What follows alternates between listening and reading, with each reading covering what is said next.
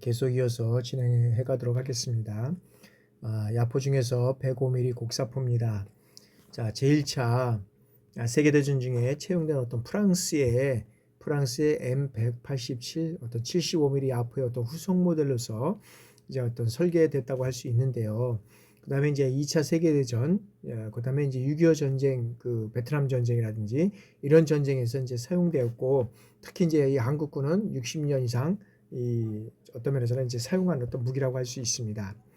미국으로부터 이 장비를 인수받은 이 한국은 제2차 세계대전 당시에 어떤 미국의 편제와 비슷하게 이제 우리도 운영을 이제 했다고 볼 수 있습니다. 그래서 일반적으로 차량으로 견인해서 운반하는데 헬기를 이용하여 운반하는 경우도 있었습니다. 그리고 105mm 견인포는 6.25 전쟁 이전부터 지금까지 우리가 이제 60년이 넘도록 운영 중인 어떤 국군 중에서 가장 오래된 우리가 하퍼라고 할 수 있습니다.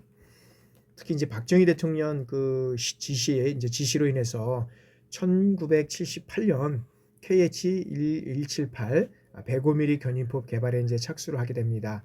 그게 이제 그 다음 해지 한 9년, 10년 걸렸네요. 1984년에 실전 배치하였지만 국군에서는 1개 대대 정도로만 전력화된 것으로 이제 알려져 있다는 거죠. 그래서 이 포는 오히려 해외 수출이 더 많이 된 것으로 아마 유명하다고 할 수 있습니다.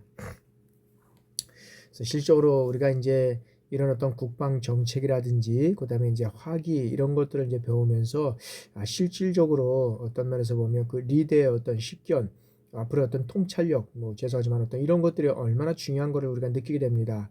박정희 대통령 시절에 보면 우리나라의 어떤 그 국군의 어떤 현대화라든지 이런 것들을 통해서 상당히 많이 노력한 이런 어떤 대통령이지 아닌가 싶습니다.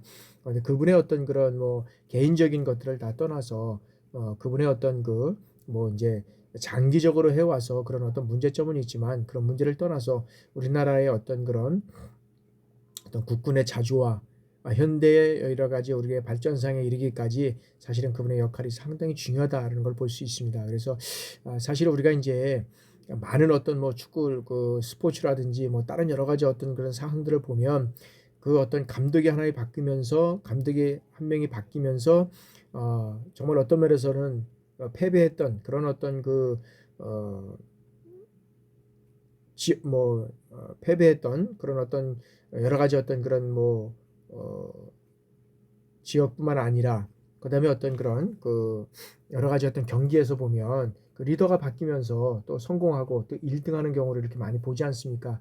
그런 걸 보면 참 어떤 리더십이 상당히 중요하다 우리가 볼 수 있습니다. 그래서 특히 이제 군에 대한 리더십은 상당히 중요하다 할 수 있습니다. 그래서 평상시에는 그 리더십이 어떤 면에서 보면 우리가 그 리더십이 중요하냐 이렇게 할 수 있겠지만 특별히 보면 우리가 이제 어떤 전시라든지 그 순간에 어떤 우리가 판단을 하고 지켜나가야 할 때 이런 것들이 상당히 어떤 군의 리더십이 상당히 중요하다 우리가 볼 수 있고요. 그다음에 이런 어떤 정책적이고 그다음에 이런 면에서 보면 지휘관 한 사람의 어떤 그런 대통령이라는 사람 이런 분들의 어떤 그런 리더십이 얼마나 중요한가라는 걸 우리가 보게 됩니다. 그래서 약간 과거를 자꾸 생각하고 이런 게 보면 과거를 우리는 과거를 잊어버릴 수는 없겠지만 그 과거를 거울 삼아서 현대의 어떤 미래의 비전을 선포하고 그다음에 어떻게 할 것이냐라는 것은 상당히 중요한 그런 역할이 될 수 있다라고 우리가 국방정책하고 현대의 무기를 배우면서 다시 한번 느끼게 됩니다. 그래서 여러분들도 특히 있는 그런 어떤 처수에서 여러분들이 아마 지휘자고 그다음에 이런 정책들을 이루어간다 그러면 그런 역할들을 잘 보조하고 그런 또 역할들을 이뤄가는데 또 일원으로서의 역할을 충분히 감당하는데 아마 솔선수범해야 되지 않을까라는 생각을 한번 해봅니다. 이제 다음에는 155mm 곡사포입니다. 155mm 곡사포는 이제 서방 측에서 널리 사용되는 이런 어떤 하포 중에 하나라고 할 수 있습니다. 그래서 우리나라는 6.25 전쟁, 6.25 전쟁, 6.25 전쟁이 한창이던 그런 1951년 5월에 이제는 미군으로부터 우리가 이제 견인표를 지원받아서 처음으로 이 155mm 어떤 하포를 이제 운영하게 됩니다. 그러면서 M114 견인포는 2차 세계대전이 한창이던 1942년에 이제 개발돼서 지금 기준으로는 어떤 사거리가 짧다는 단점이 있었는데 그러나 미군은 M114 견인포를 대체하기 위해서 M190호 견인포를 이제 새로 개발하게 됩니다. 그래서 1978년에 일선에 배치를 하게 됩니다. 그러면서 여기에는 이제 우리나라는 이제 M198 견인포를 도입을 해서 대신에 이제 자체 개발을 하고 1979년부터 이제 신형 여기에서는 155mm 하포로 개발에 이제 착수하게 됩니다. 그래서 1983년부터 이제 어떤 면에서는 이제 생산해서 실전 배치하게 된다는 거죠. 이 KM179 견인포는 우리나라가 독자 개발하는 어떤 첫 155mm급 하포임에도 불구하고 우수한 성능을 지녀서 어떤 80년대에 북한과의 어떤 포병 전력에 대한 이런 격차를 줄이는데 일조했다고 할 수 있습니다. 그런데 KM179 이 견인포는 어떤 근본적인 한계도 이제 동시에 드러났다고 할 수 있습니다. 그는 뭐냐면, 자, 이 견인포는 스스로 움직일 수 있는 이런 자주포와 달리 견인 차량을 통해서 진지로 이동한 뒤 이제 포병들에 의해서 이게 이제 방열을 해야 하는 이러한 이제 문제점이 있었다는 거죠.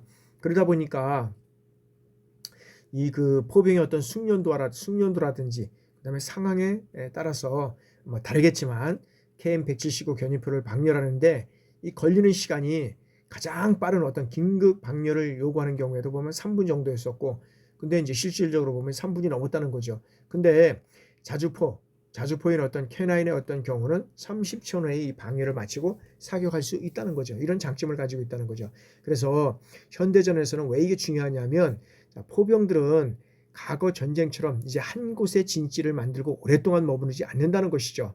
그래서 이 날아온 포탄의 어떤 궤도를 역추적해서 이 발사 지점을 알아내는 이 대포병 레이더가 있기 때문에 이제 이런 것들이 중요하다 할 수 있습니다. 그래서 상대방의 어떤 위치를 역추적하는 데 소요되는 시간은 얼마나 걸리냐면 보통 우리가 얘기할 땐 3분 정도가 소요된다고 합니다. 그래서 적이 어떤 그 포병 부대가 미리 준비하고 있다면 3분 안에 반격탄이 다시 날아온다는 이런 것을 우리가 기억해야 한다는 것이죠.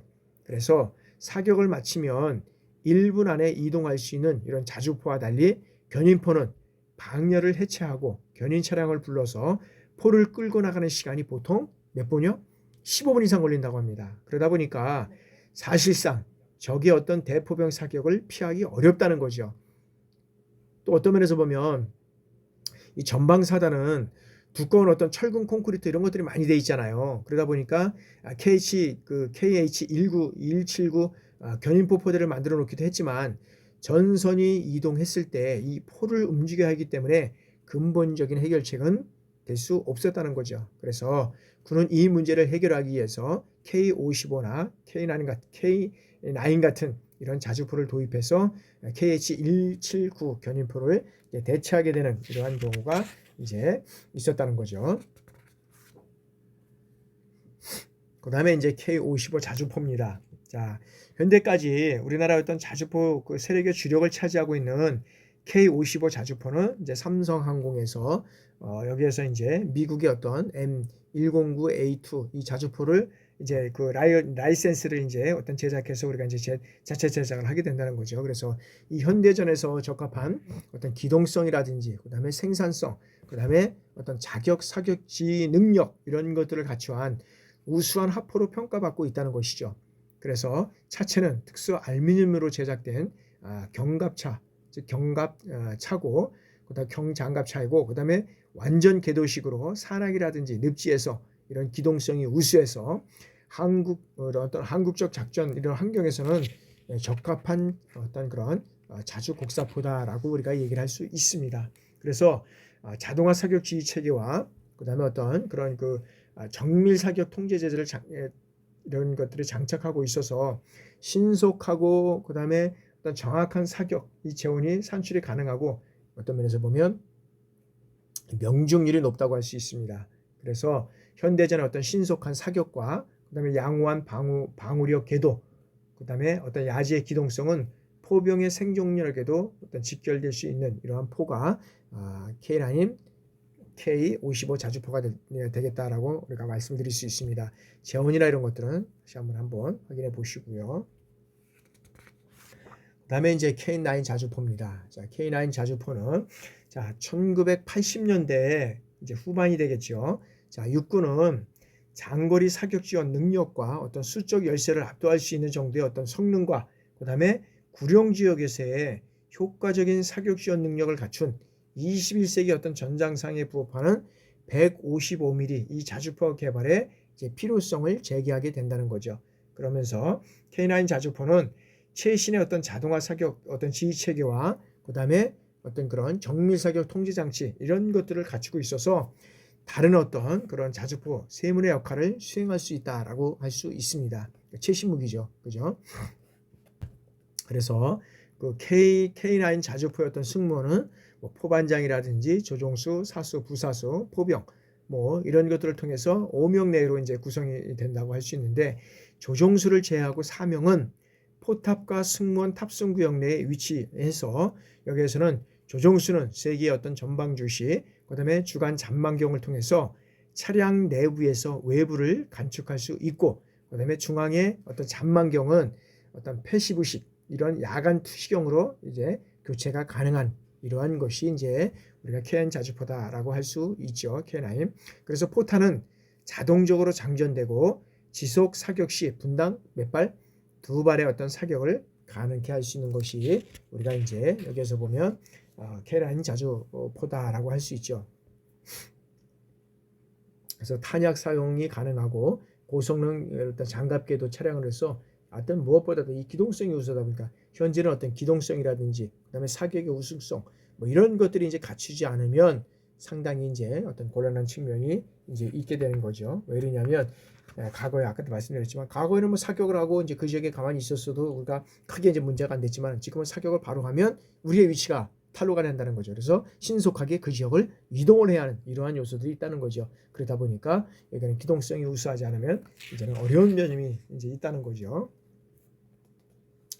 자, 다음에는 이제 우리가 제 4절 이제 하포에서 이제 우리가 다련장 그다음에 로켓 뭐 이런 것들을 한번 우리가 살펴보도록 하겠습니다.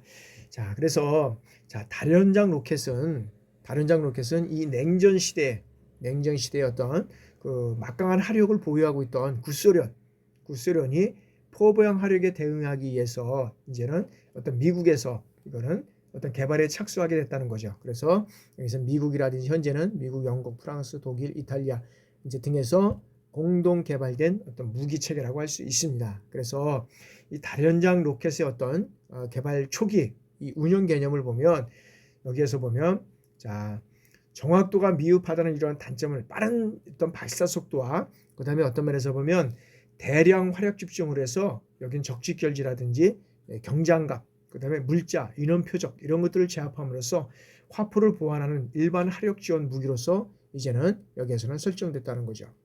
일반 화력 지원 무기로 설정됐다. 그다음에 자, 1990년대 이후에 이제는 어떤 지속 화력의 어떤 주력 무기 체계로서 발전이 됐는데 최근에는 여기에서는 뭐 다련장 로켓포는 어떤 고기동성 그다음에 장사정 고위력화 그다음에 뭐 정밀 파괴 능력 이런 것들을 이제는 보유하고 있다라고 우리가 보시면 되겠습니다.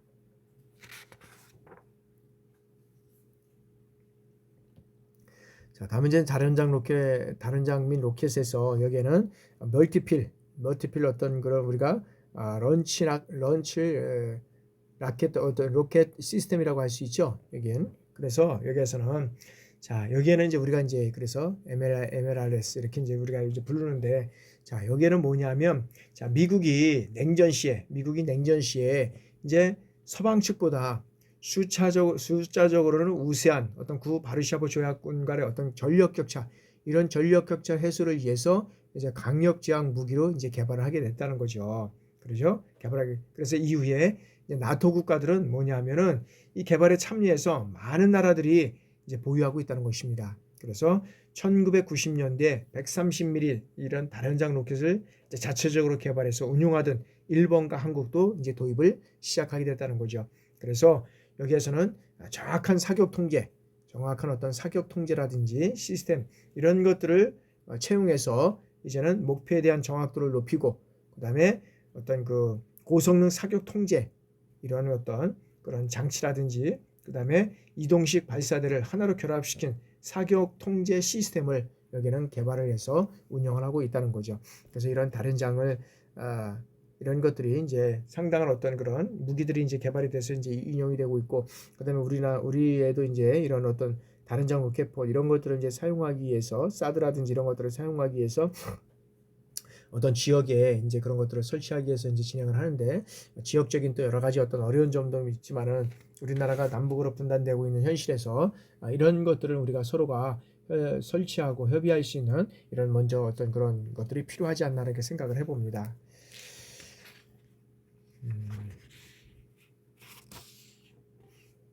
자, 다음에는 이제 130mm 다련장입니다. 자, 한국이 개발한 어떤 최초의 어떤 그런 다련장 로켓인 36연장, 즉 130mm 다련장, 130mm 다련장 구령 로켓 시스템은 이제 북한이 방사포에 대응하기 위해서 한국이 개발한 어떤 최초의 다련장 로켓이라고 할 수 있다는 것이죠. 그래서 한국에서 국방과학연구소에서 이제 독자적으로 이 다련장 로켓을 개발하게 되는 거죠. 그래서 여기는 어떤 머리냐 보면 구령이라고 했죠. 구령. 그래서 구령이라고 불리는 이 무기 체계는 군단이라든지 사단의 어떤 야전 표범을 이용한 것으로서 한국에서는 이제는 어떤 설계나 시험 평가 이런 제작을 통해서 이제 이루어져 가고 있다는 거죠. 그래서 전체적인 성능은 북한이 보유하고 있는 여기에서는 122mm 방사포와 유사하다고 할 수 있습니다. 그러나 이 구령은 간접 사격의 어떤 이런 지역 제한 무기 체계로서 순식간에 대량 화력 집중으로 인해서 여기에는 그런 대량 화력을 집중시켜서 기동력을 어떻게 돼요? 갖춘 적의 어떤 주요 목표, 표적들을 무력화시킬 수 있다는 거죠. 그래서 여기에는 사격은 운전석 또는 발사대 차량 밖에서 이제 발사 통제기를 사용해서 단발이라든지 그다음에 부분 통제, 완전 이제 어떤 일사제 이런 것들을 할 수 있다는 거죠. 그래서 일사제의 어떤 발사 간격은 0.5초로서 계속적으로 발사를 할 수 있고요. 사격 지원의 어떤 계산에는 사표라든지 사격 지원 계산기를 우리가 사용해서 이런 것들을 이제 운영할 수 있다고 할 수 있습니다. 자, 다음에는 이제 우리가 화력 장비로서 우리가 이제 한번 볼 수 있겠습니다. 화력 장비. 자, 이 화력 장비는 화력 장비가 어떤 제 기능을 제대로 수행할 수, 즉 발휘할 수 있도록 보조하는 이러한 어떤 그 역할을 담당할 수 있는 것이 우리가 화력 장비라고 할 수 있습니다. 그래서 작전부대 지휘관은 여기서 아군의 기동에 유리한 여건을 조성하기 위해서 적의 어떤 중심이라든지 그다음에 파괴, 그다음에 어떤 증원부대를 차단한다든지 그다음에 여기에서는 대화력전 등 이러한 전시라든지 적절하게 화력을 운영하는 것이 우리가 화력 장비라고 할 수 있습니다. 그래서 화력 장비 어떤 용도 및 주역 장비를 보면 표적 획득 장비다. 그래서 표적을 획득해서 여기서 적 박격포라든지 포병 사격을 탐지하는 것이고, 그다음에 이제 사격 지휘 및 통신 통제 장비, 사격 지휘 및 통제를 해서 여기에서는 이제 BTS라든지 이런 것들을 이제 보내서 사격을 하게 되는 거죠. 측지 장비, 신속 정확한 위치 결정을 통해서 여기에서는 그러니까 이제 이런 주요 장비를 사격을 하게 되고요. 탄약 운반차는 자주포동의 어떤 주장비에 이 탄약을 신속하고 안정적으로 공급하는 것. 그래서 우리가 여기에서는 주요 장비는 탄약 운반 장갑차 이런 것들을 운영해 가겠죠. 그래서 화력 지원 장비에 있어서는 어떤 면에서는 표적을 획득하고 그 표적에 대한 어떤 면에서 보면 사격지라든지 그다음에 위치 선정을 하고 그다음에 마지막으로 탄약이 이제 지금 이런 것들이 이제 운반되는 이러한 현상들을 우리가 화력 지원 장비라고 할 수 있습니다. 주요 장비로서는 여기에서는 우리가 ANTPQ 36, 37 레이더라고 할 수 있는데, 대포병 탐지 레이더가 여기에서는 적 곡사하기로서 어떤 것이 있느냐면 여기는 박격포, 야포, 그다음에 로켓 등 이런 어떤 포탄을 탐지하는 장비로서 미국으로부터 1990년과 96년 사이에 이제 도입이 되게 됩니다. 그러면서 ANTPQ 36 이 소형은 여기에서는 자, 소형이라든지 경령, 그다음에 대박격포 레이더로서 탐지하는 여기에서는 24km를 여기서 탐지하는 것이고요. 그다음에 ANTPQ 37은 여기에서는 어떤 면에서는 대형 대포병 레이더로서 최대 어떤 면에서 보면 50km를 탐지할 수 있고요. 그 다음에 동시에 탐지할 수 있는 표적은 어떤 면에서는 10개까지의 표적이 가능하다는 거죠. 그래서 대포병 탐지 레이더는 기계식이 아닌 전자식 레이더로서 90도 각도, 이제 90도 각도의 어떤 그런 영역을 스캔해서 다가오는 박격포라든지, 그 다음에 야포, 그 다음에 로켓, 이런 사격을 어떤 면에서 보면 탐지하게 된다는 것이죠. 그래서 발사된 포탄이나 로켓은 여기에서는 어떤 면에서는 최고점에 도달하기 전인 최초의 발사 궤도를 레이더로 추적해서 여기는 추적한 데이터를 여기는 분석하고 그 발사 장소를 역추적하는 거죠. 역추적해서 대포병 탐지 레이더는 포탄과 로켓탄, 이런 상시식 포탄으로부터 반사파를 수신해서 포탄의 이동 방향과 속도를 계산해서 발사 지점과 탄착 지점을 산출한다는 거죠. 그래서 그 결과를 어디에요? 사격 지휘소에 전파한다는 거죠. 그러면 그 사격 지휘소에서 또 해가지고 사격을 포탄하는 거죠. 그래서 이제는 우리가 아까 자주포라든지 이런 것들이 기동성을 이제는 유지하면 안 된다는 거죠. 왜? 발사하게 되면 그 발사에 역추적을 당한다는 거죠. 그래서 바로 그 포탄이 이제 나에게 날아온다는 거죠. 그래서 그런 것들을 우리가 역추적을 하지 않기 위해서는 기동성과 그 다음에 사격을 하면 그 지역을 회피하는 이러한 것들을 우리가 이제 볼 수 있다는 거죠.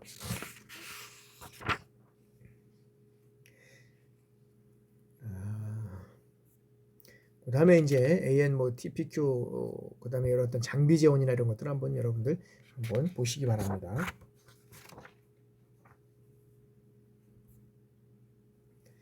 자, BTCS 여기에는 어떤 걸 베들리언 어떤 테클리트 여기는 테크티컬 그 커맨드 시스템 여기에선 뭐냐면 포병대대 전술 지휘 시스템입니다. 이거는 포병대대 전술 시스템. 포병대대 전술 지휘 시스템이라고 우리가 할 수 있죠. 그래서 여기에서는 자, 포병대대가 사격 지휘 체계는 어떻게 됩니까?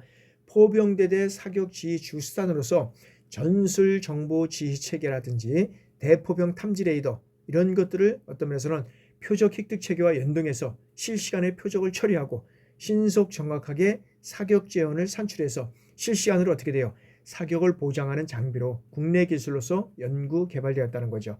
그래서 여기에서 이 포병대대 어떤 전술지 시스템은 화력 계획을 작성하고 그 다음에 사격 재원을 산출해서 그 사격을 지시하는 기능을 수행한다고 볼 수 있습니다. 그래서 표적 할당이라든지 분배, 그 다음에 전술적인 지휘, 어떤 사격 지휘에 디지털 지도를 활용함으로써 적의 핵심을 정확하게 타격할 수 있는 능력이 여기는 크게 이제 향상됐다고 우리가 볼 수 있다는 거죠.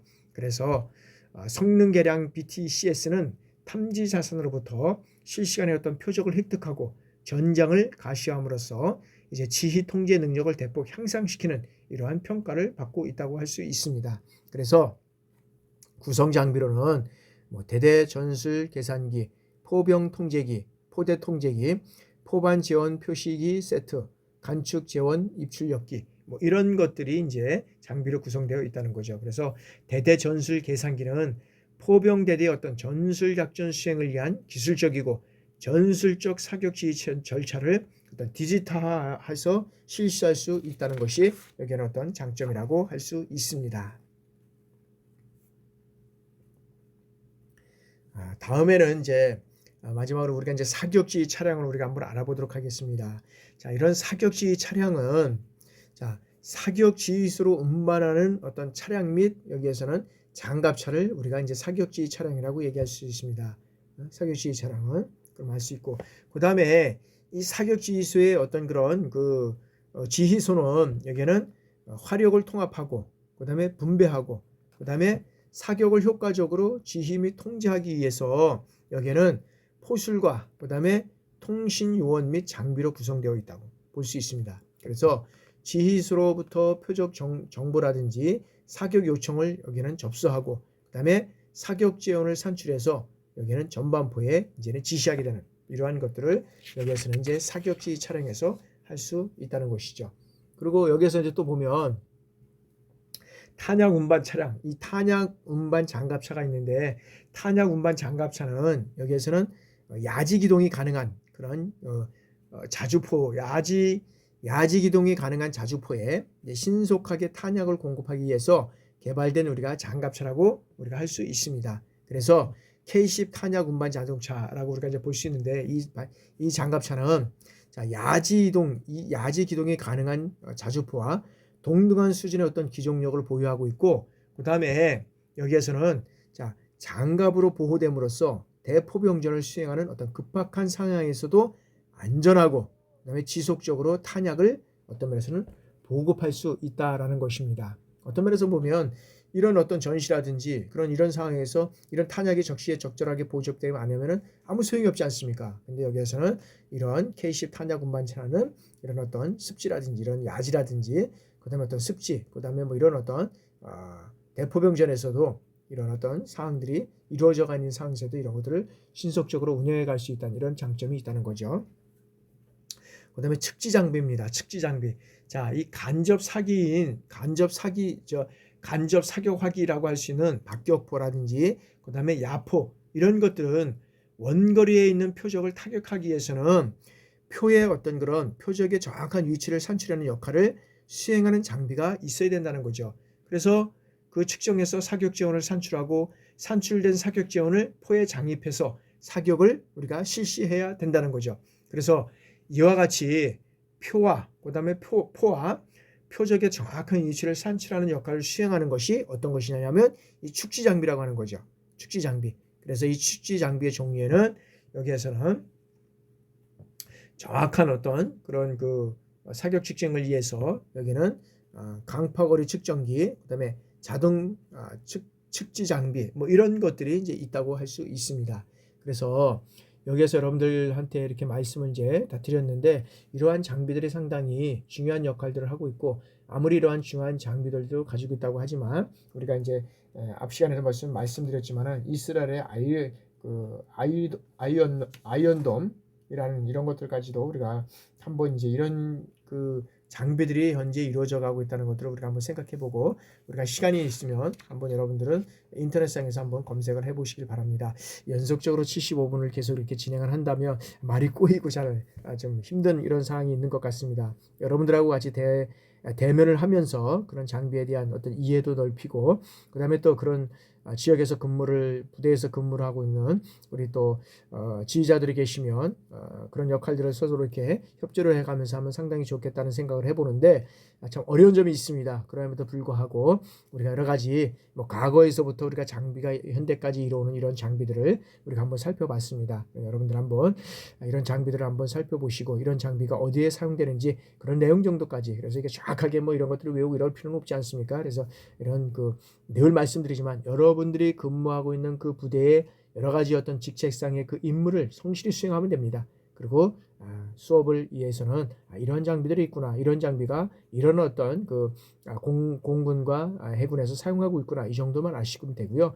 다음 시간에는 여러분들이 이제 기말고사를 볼 수 있는 이런 자료를 또 이제 메일이라든지 이런 또 우리가 과 대표한테 보내드리도록 하겠습니다. 그러면 그 내용을 여러분들이 사전에 준비하시고, 그다음에 이제 아마 다음서부터는 우리가 이제 6월 둘째 주에 이제 종강하게 되잖아요. 방학을 하게 되니까 그 이상의 이제 3주차를 드릴 수가 없는 겁니다.